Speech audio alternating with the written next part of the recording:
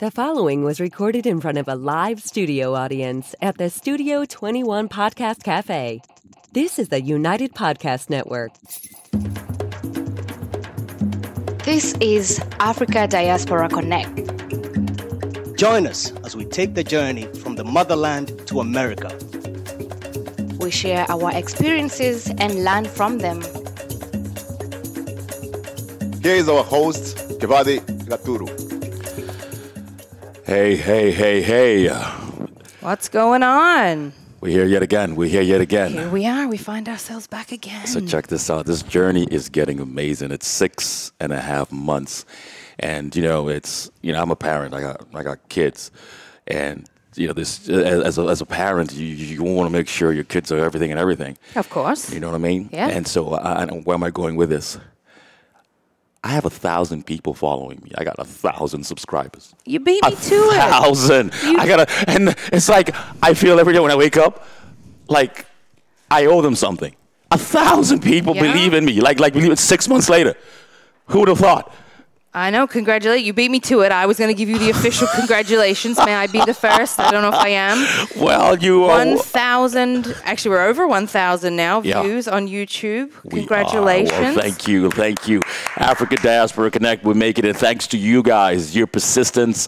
You've been stood by us. It's been, 28 somewhat shows, and they're still there. I'm telling you, you ain't seen nothing yet. I'm going for 2,000 in under 4 months. Watch this space. We got this. 2,000 in under 4 months. Yeah, we got this. We got this. Yeah, we got my audience right here. That's what's up. We got our live audience here. They agree. Most definitely. All right. We got a miraculous journey today. What are we doing today? A vast majority of people my generation were not born in the States. We're born in the motherland. Right. And so this journey is going to bring forth our offspring, the children that we birth, that we raise in this United States of America, or whatever your diaspora may be.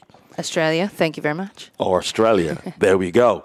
And I'll tell you this, we come in with our old-fashioned ways of raising our kids, and we tell them tales about how we walk to school barefoot, at 3 in the morning, and I'll be honest with you, they don't really care about all that. No, they didn't live in it. This one, I'm going to have this upstanding young man. He's a grown man now. I believe this would be the man sitting to the right of you. This is he. Who do we have here? This is my man, Mark, right here. Welcome, Mark. African Diaspora Connect, man. I've seen him grow. He's 32 now.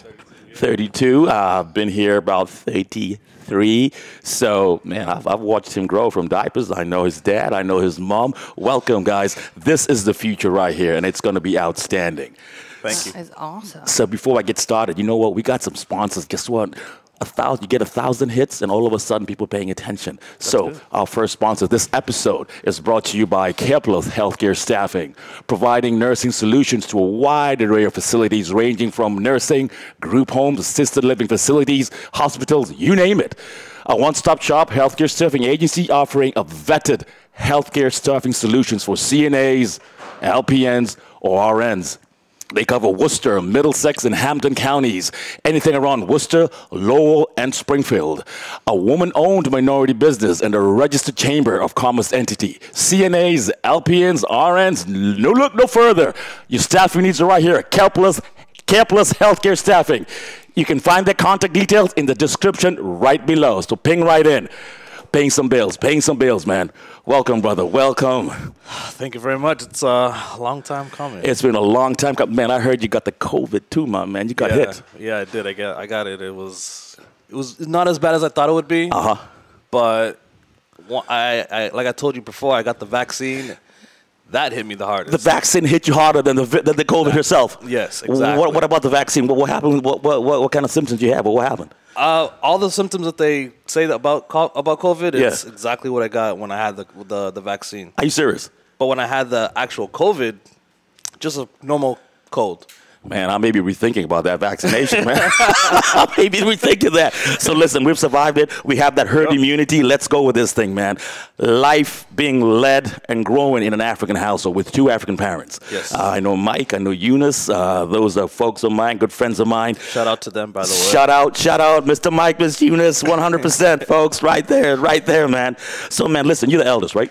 Yes. You're the eldest. Yep. You're the eldest. Just walk us through this. This as a parent now, and I'll speak from my perspective as your parent.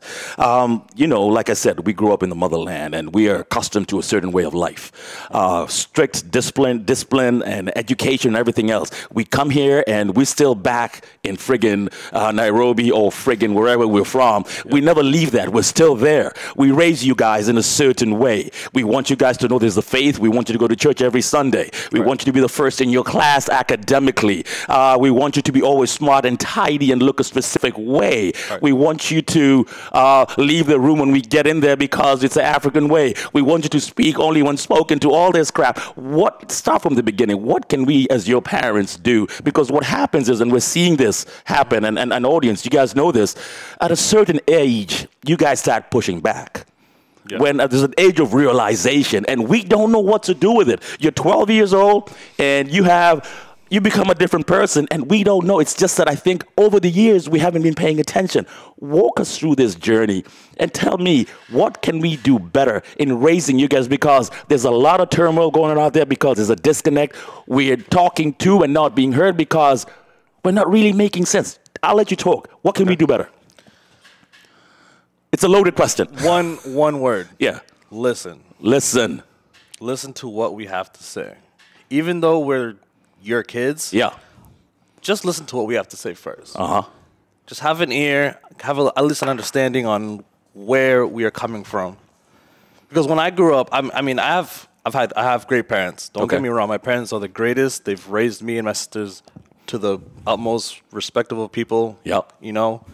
But I'm not gonna lie, I'm like every other kid. I've had issues with my parents. Yeah. I've had issues with my father and my mother, but as you grow older, like you used to tell us, we will see what you guys were telling us, how we would react from what you guys have taught us. Okay.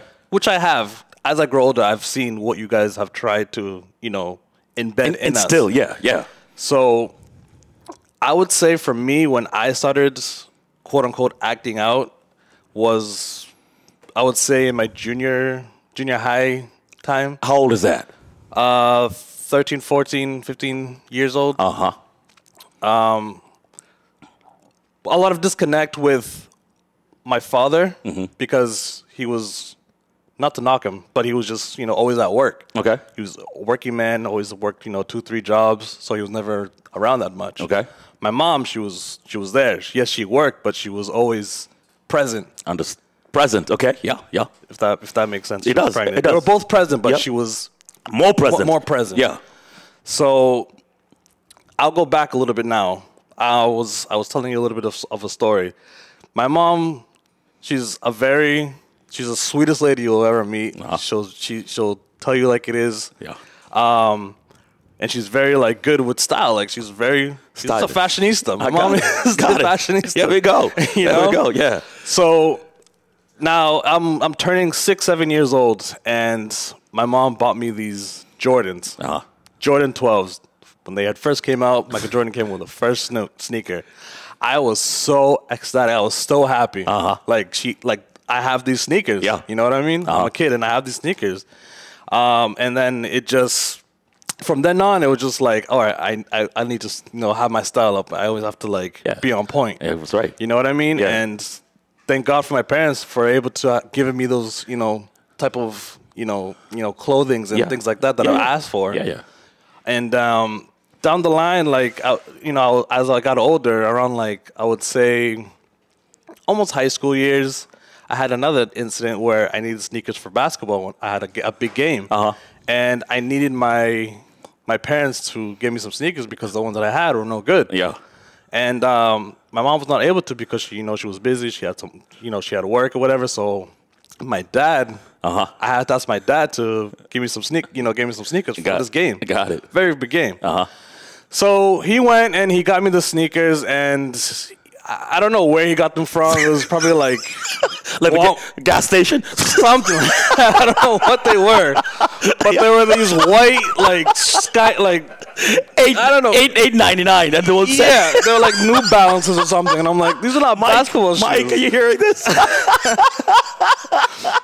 was so angry, and I had a bad game that day. But you asked for sneakers. I mean, what you asked for sneakers? Come on, now. Maybe I should have been specific more on what I wanted. Okay, but more of the story is, yeah. If I was asking my mom, she would have known what I wanted or what I needed. But my dad, he knows what I need, but he doesn't know what specifically I want. Okay. If that makes sense. So basically you're saying this, we parents, especially fathers, we kind of aloof. It's like we're there, yes, but we're not connecting at another level. We need to do a better job at really connecting and asking the question, what brand do you want? Yes. What exactly are you looking for? Correct. As far as I'm concerned, I got you damn sneakers. Yeah. So shut the up. Exactly. You know what I'm saying? What do you want?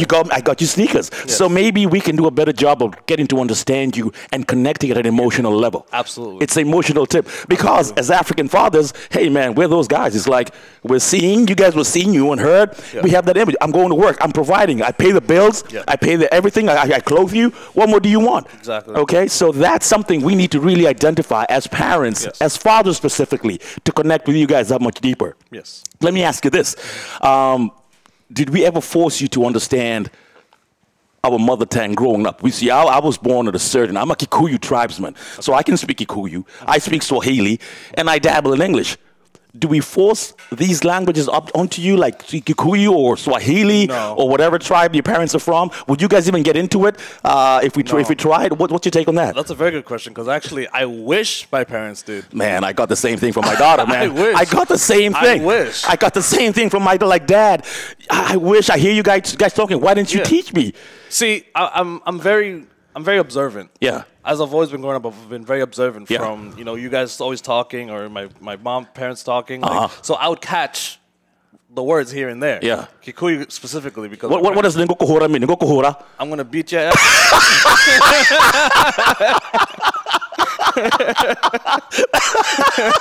I heard that a lot. Very much. There you go. Very much. Okay. But, I wish they did. I wish they, spoke to me more in Kikuyu or, Swahili. And even for my mom speaks Kibathi. Oh, yeah, Mbere. Exactly, yeah. So, I wish I knew some of that, because being, knowing a lot of languages. Yeah. It's a big thing nowadays. It's a big thing. You know what I mean? Does Uncle Walker know him better? Does he know him better? Yes, you know? Yeah, he does? He does get better, yeah. He doesn't know English, though, but he knows him better. I don't know how he does that. I mean, that's kind of... He does. All right. Yeah, and you know what? But my son, though, for example, Turu, on the flip side, he was never interested. He never got into it. And until today, he's like, whatever. Wow. That's him. But Shiko, on the flip side, she was like, Dad, man, listen, I can hear it, but I wish I could articulate myself more. So I'll stop you right there. Yeah. It's the age. I didn't want to know. I didn't start getting interested in my culture until, I want to say, after high school. Really? Yes. And what changed? What made you all of a sudden click and say, listen, I want to learn this? Okay, so from where I started, where I live in Nashville. Yeah. Well, Nashville's a very predominant white area. It's a little bit mixed with, Latino, some Asians, but it's mostly white people. So I had a lot of white friends. Understood. So I grew up with a lot of my friends being white, so that's pretty much where my side was always at. Live free or die, New Hampshire. Exactly. That's it. So after high school, when I had my own car, I had my own, I can just go and do whatever. I would go, up here to Lowell and hang out with all my Kenyan friends and just start clicking with them. And, that's when I started getting interested in the language. Understood. And the culture and all that stuff. So you see me now, I'm wearing, wristband. I see that. I love this Harambe chain. That's amazing, man. I love the culture. So, to answer your question, I wish my parents, through all the language, all that culture stuff. I wish I knew that. Wow. So parents, are you listening out there? Africa Diaspora Connects. Let's connect with our kids. You know what? try it. Instilling it, why do we have to speak to them in English all the time? Give it a shot. I know there's a lot of interrelated marriages, interracial, you name it, whatever it is, but let's instill our culture in our kids. Because trust me, when they ask these questions, it burns. So let me ask you this. Do you connect with the Kenyans who were born in Kenya your age? How's that connection? How does that jive? Is it a totally different culture? They come in, they're older, they're in their teens. How's that connection? How do you guys, how does that work? The Kenyans who were born in Kenya, your age, coming to the States. How is that correlation? Africans, yeah. I wouldn't say it's, that easy, I guess. Why is it? It's such a different, we have very much difference going on, Like I grew up here, so I know everything here versus them. They've grown up in a whole other country, so they know that. So there's a lot of clashing. There's clashes. Like how? Give me an example of what do you mean by clash? Speech. Yeah. There's a lot of language barrier that I can't understand something they're saying or they can't hear something. So do you guys make fun of them sometimes? You do that?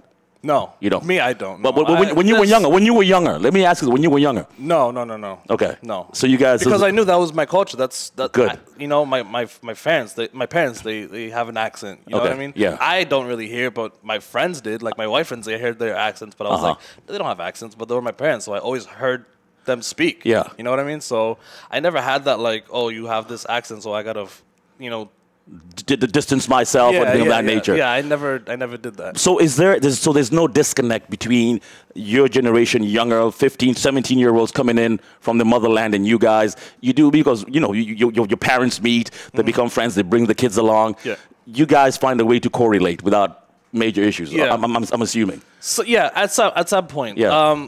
There's times where like, I'll go out and I'll hang out with some of the Kenyans or whatever, and they'll talk to me in Swahili, and my friends that really do know me, they'll cut them off and be like, hey, stop, he doesn't know how to speak Swahili, or he doesn't listen. I'm like, I hate that. Okay. Because I want to learn. You want to learn. I want to learn the language. So like, talk to me in Swahili so I can listen and grasp what you're saying, and the more you talk, I'm going to figure out what you're saying. Exactly. That's just how I've grown up. I have my grandma, my dad's mom. Yeah. She speaks very little English. She speaks a lot of Kikuyu. Me and her connect like 100%. 100%. Wow. We can she'll talk to me Kikuyu and I'll respond not in the Kikuyu because I just can't. Yeah. But we're here. Got you. Let's talk about discipline on the home front. All right. What's discipline like in an African home? What's it like? Do we go too far? Tell me, what's it like? What can we do better when it comes to discipline? Too far. I mean, I wouldn't say it. I mean, I definitely got spankings. That happened. Yeah. And some of those times I did get it was because you earned it. Yeah, you earned it. I did something wrong, and that was my punishment. Okay. I'll tell you this: I'd much rather take that than be grounded. Understood. I feel like grounding and have timeout, like that's BS. Understood. I don't really go for that. Let's go into something a bit different. Let's take a spiritual journey here. We come from a culture that's, a lot of us are Bible thumpers and be all end all. We believe in a higher power, and we want to instill that in you guys growing up. At a certain point in a lot of our homesteads, we're getting a pushback, and some of us parents don't know how to deal with that. You know what I'm saying? Because Sunday is that sacred day. Yeah. It is that sacred day. Yeah. You wear your Sunday best, and we go to church. But at some point, we're slowly seeing you guys disappearing from that. And what's it like? Are we forcing too much onto you guys? Walk me through that journey, if you know anything about it, or what your friends are going through, maybe. For me specifically, I started going to church. I started going to church at a young age, like a very young age. Like you should. That's how we brought you up. My aunt, my aunt used to go to her church every Sunday. Yeah. So I would go with her. Yeah. Now this is like in the '90s, so this is the days where you guys would come over and party all Friday to Monday, and my poor aunt, she wants to go to church, so I'm awake. It's Sunday morning, and I'm the only one awake, and only kid awake. Yeah. All the other guys are still awake, still partying or whatever. My grandma, my aunt, she's like, let's go to church. Yeah. Because she didn't want to leave me there. With us guys. With you guys. These drunks. These drunk uncles. So my aunt, she would take me to church at a very young age, so I would go to church with her every Sunday, and then it kind of stopped when because we all used to live together, so we kind of stopped when we moved. Going to church wise, so like I kind of just did not go because I was staying more with my parents. My aunt was in their other place, so that's where I stopped, and then I started going to church again. I would say high school time or whatever. That's when my parents started going. And then eventually, again, now is when I got my car. And I'm like, I don't want to go. I just don't want to go to church anymore.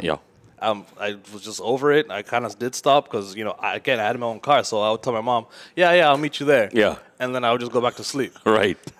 Got it. That's just how it was. And it did trickle down to, like, my sister, and it's trickling down to my other sister. So it's just, like, a thing that just happens. I'm not saying it's something that you guys should definitely continue embedding us to go to church because eventually, like now today, I like going to church. I go to church virtually on TV because amen to that. We're doing a good job. We're doing a good job. Yeah. So, like I said, all these things that have been done, prior into my life, and I was just like, no, I don't want to do it. I don't want to do it.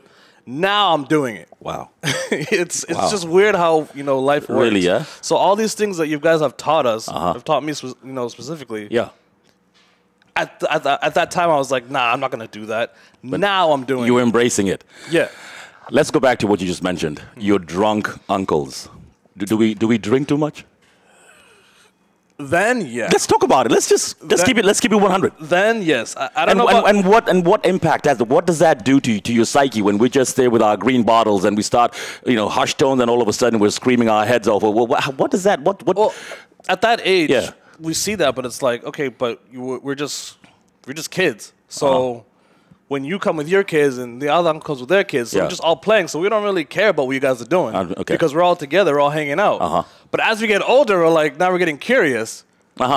What's that taste like? What does that do to you? Okay. So we start kind of experimenting, I guess you could say. Not to throw any of us out on the table, but like we've all done it. Yeah. I do it. Absolutely. I don't do it to the extent where. What age do you guys start experimenting? And just keep it 100. What age do you guys like? You know what? I'm gonna try this out. What age? And let's keep it real. Keep it 100. You're gonna get him into so much trouble with his friends. He's 32. He can handle it. He can handle it. I can get a call from your dad. I was gonna say, is there an age where the ass whooping stops? Can I plead the fifth? Let's keep it. It's happening. It's happened. Let's open up. It's happening. Sure. Yeah. No, it happens at a young age. Yeah. I would say high school. Yeah. High school definitely because there's a lot of influence going on in high school. You're doing a lot of experimenting. You're doing a lot of what's this? What does that do? Kind of thing. Like what happens if you do this? Kind of thing. So it's like, but now prior to that, we're seeing our parents doing it. We're thinking it's fine. It's not gonna harm us. If our parents are doing it, we're gonna be cool. Yeah. And eventually, there's some people that do it. Just alcohol wise, that do drink alcohol, and it overpowers their mental. It takes over them. Got it. That's the thing that I specifically don't let happen. I don't let the alcohol take over me. There we go. You know what I mean? So like, I'll drink to have fun. There's been times where like I would just start throwing them back, and I'll just completely black out. Yeah. That was like way back, but I would just now it's just kind of like I just like to do just to hang out and just socialize. Great. But I'll tell you this: you're better off as a high schooler drinking than starting when you're 21, 22. Why is that? Because you don't know. You just don't know how to like react to the alcohol. You don't know how when you're 21, 22. Okay. Your actions are just completely like different when you're at that age. But when you're 15, 16, when you're experimenting, you've already done all that. So like it just comes and goes. Okay. You know what I mean? So you know your limit.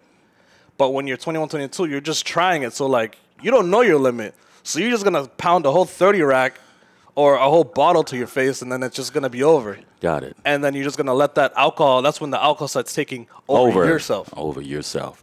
I want to get that to a second, but before I get there, let's talk about the trajectory. And another thing, other than religion, we're big on education. It's a huge thing. Yeah. We want you to be on tip top. We're doing everything that we can, and many times, I think we even get to a point we're choosing your majors for you or careers for you. Right. what do you think about how big we are on education and what's your take on that? My parents have always been big about education. Yeah. My father specifically, he's always been about go to school and that's all I ask from him. Yeah. Nothing more. Just go to school and you can do whatever the hell you want to do later on. Okay. Well, my parents have been very good. They've never pushed me and my sisters to like take specific majors. Understood. Good. They've let us take whatever. Like I've gone, like me myself, I've taken like 6 different majors. I've jumped to so many majors, and I'm still in school myself. Okay. What majors? Like hand gliding, knitting, what? No. At first, I wanted to be a chef. Okay. I wanted to do culinary. Yeah. I wanted to do graphic design. Uh-huh. I was doing graphic design at a point. I was doing computer. All right. I was doing computer science. Uh-huh. Now I'm doing the drafting CAD, yeah. CAD design. CAD design, yeah. That's what I'm doing right now. Yeah. And now I'm stuck with You're that. stuck That's with just that. what I'm doing. Good for you. I cannot do any more flip-flopping with majors. It's Understood. like I'm 32 right now. I got to Yeah, stop. yeah. So now I'm just focused on that, and I just want to finish and just do that, and then that will be it. I do want to kind of go back with my graphic design because I loved doing that. Understood. That's like my passion is just designing things. You know what I mean? Yeah. But as for, parents pushing us to go to school and finish school, like that's not. I don't think that's a bad thing at all. It's a good thing, right? Keep doing that. And graduation, we give you a lot of money, man. We have those graduations. Yeah, we love it, and we brag about it, man. Yes, absolutely. You are our future. Africa Diaspora Connect. This here is the future, man. This is the future. Have you ever taken that pilgrimage to the motherland, Africa, in your case, Kenya? Have you ever done it? How old were you, and what was it like when you first got there? What was it like for you? I did. I was very old, actually. I had just turned 25. First trip? First trip. Okay. I'll tell you why I didn't go prior. Why didn't you go prior?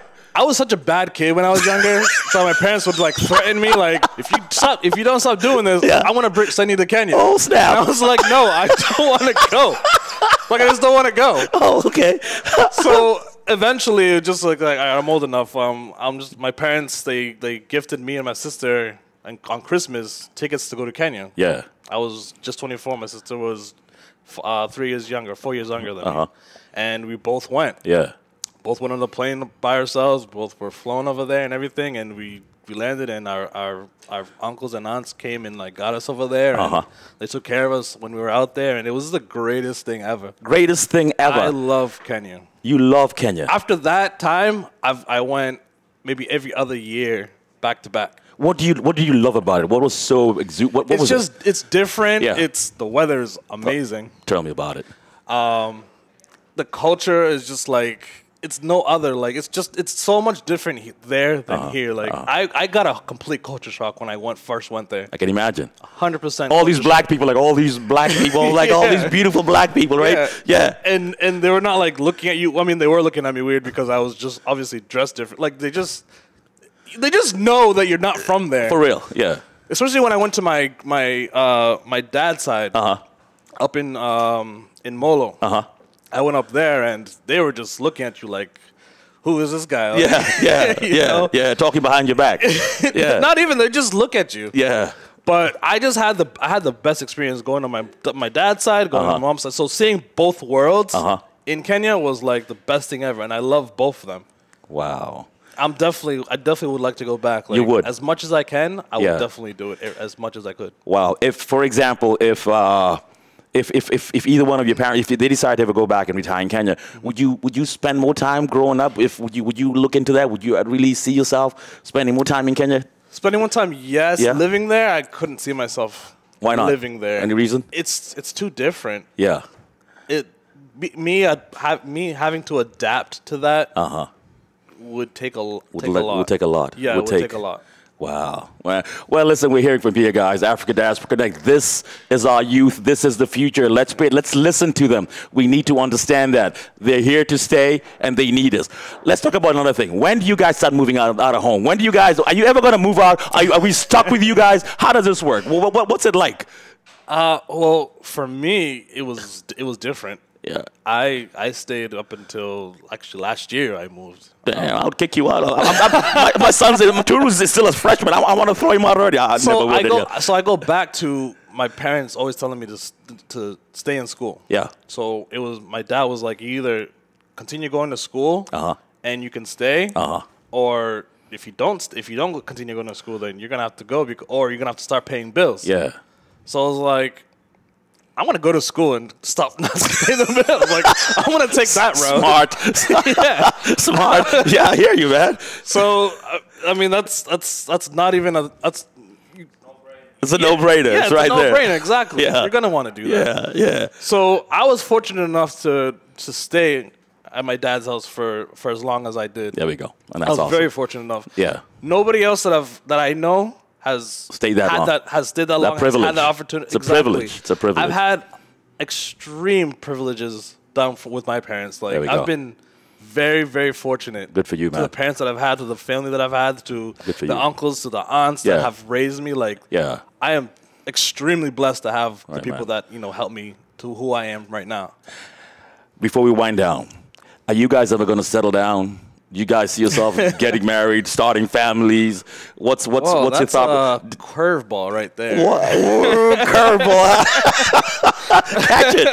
Catch it. Now you're trying to get him in trouble with his lady, if there is one. Jeez. I can tell he's a ladies' man right here. What's that like? It's not bad. Is it, do we push at a certain age? Are we nagging? No, is mom saying, man, listen, what's my up? parents like when I was your age, I already had kids. No, my parents. So this is the thing about my parents. Yeah. Because they've been here for so long. I think they just didn't really grasp to like.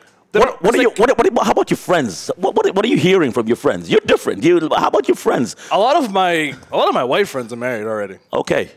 So I see them a lot. I still hang out with them a lot. So like I kind of, when I see them, they're always talking to me about it. They got families.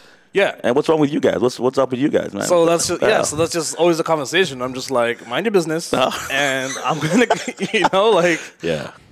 I'll come out there and let you guys know when it does happen. It will happen eventually, but to let me do what I have to do first. Well, let me be comfortable enough to do what I need to do first, so I can always, obviously come out and be like, hey, this is what I want to do now. You guys are going to be a part of it. Let me do this first, and then you'll get that message. Don't worry, you'll get it.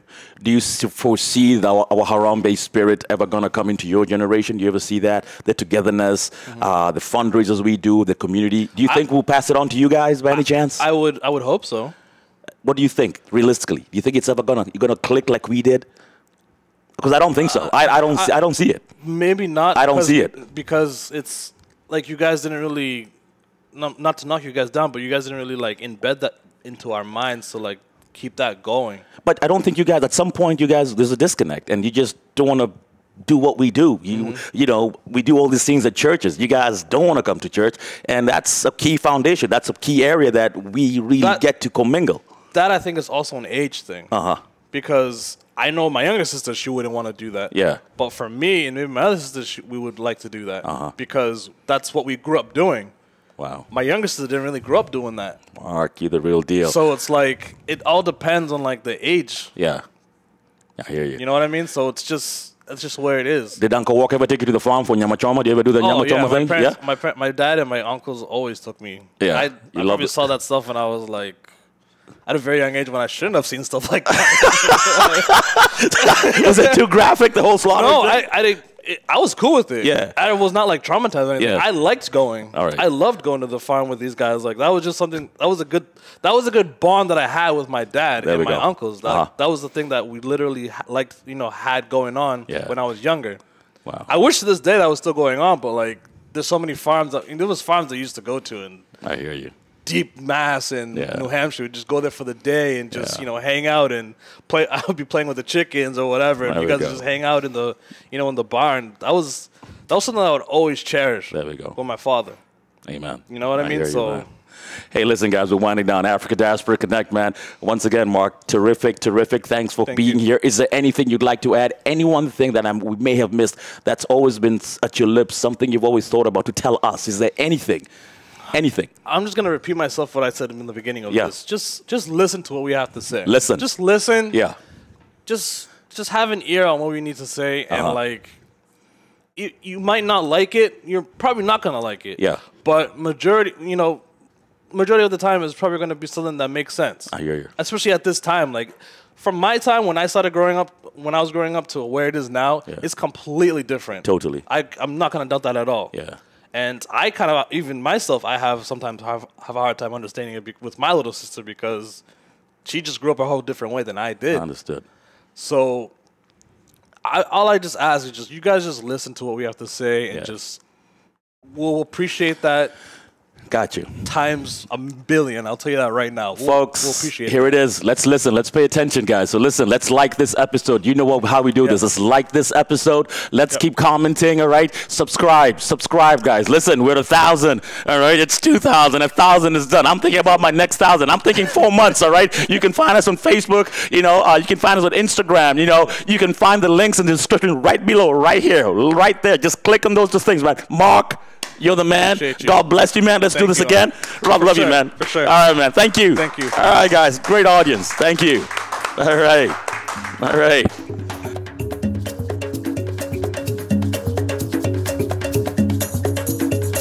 The views and opinions expressed by the hosts, guests, or callers of this program do not necessarily reflect the opinions of the Studio 21 Podcast Cafe, the United Podcast Network, its partners, or affiliates.